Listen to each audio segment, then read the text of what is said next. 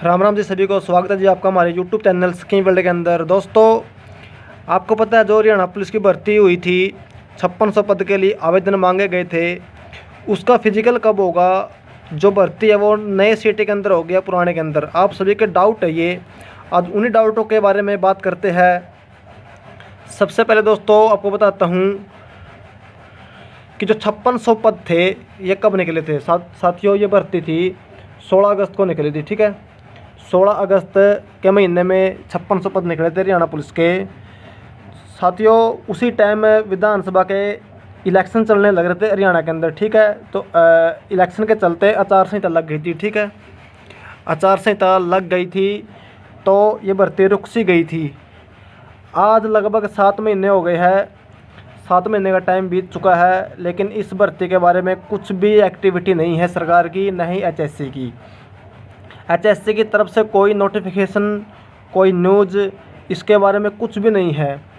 Form apply किए थे, उनके मन में भी कुछ डाउट है दोस्तों। जिन बच्चों ने फॉर्म अप्लाई किए थे कि या फिर जो सीईटी क्वालिफाई कैंडिडेट है, उनके लिए भी एक डाउट है कि ये भर्ती सीईटी के अंदर होगी, पुराने के अंदर होगी या फिर नए के अंदर होगी। फिजिकल कब होगा, ये कुछ भी डाउट है। आपका जो डाउट है साथियों, मैं आपको बताता हूँ। जो साथियों नए सब्सक्राइबर है, कृपया करके वीडियो को शेयर करें और चैनल को सब्सक्राइब करें। जो नए व्यू है, जो हमारी वीडियो को नए बच्चे देखने लग रहे हैं, आपको बात बताते हैं सबसे पहले कि ये भर्ती नए सीटी के अंदर होगी या पुराने के अंदर। तो साथियों, मेरा मानना है कि ये भर्ती पुराने सीटी के अंदर होगी। जो 5600 पद हरियाणा पुलिस के, ये नए सीटी के अंदर होगी दोस्तों। पुराने सीटी के अंदर होगी। जो पुराना सीटी हुआ था, जिस भाई का सीईटी क्वालिफाई है, तो ये भर्ती पुराने सीईटी के अंदर होगी। ठीक है साथियों, आपको पता है कितना लंबा टाइम हो गया इलेक्शन के बाद।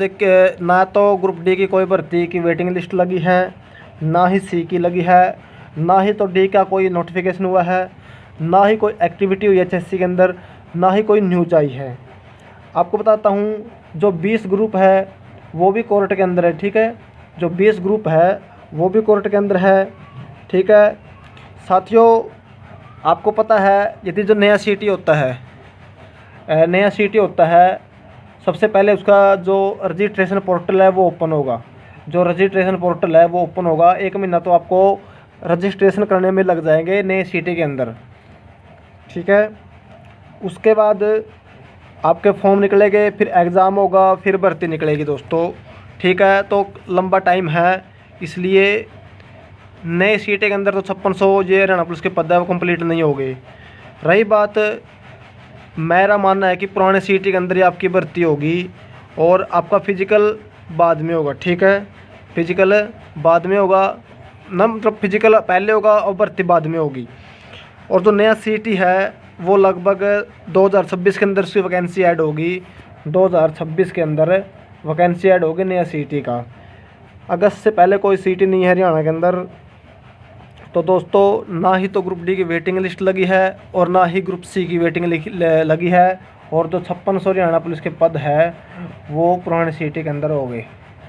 ठीक है, आपका जो फिजिकल है शायद अप्रैल के सेकंड वीक के अंदर हो जाए। अप्रैल के सेकंड वीक के अंदर आपका फिजिकल हो सकता है हरियाणा पुलिस के जो 5600 पद थे।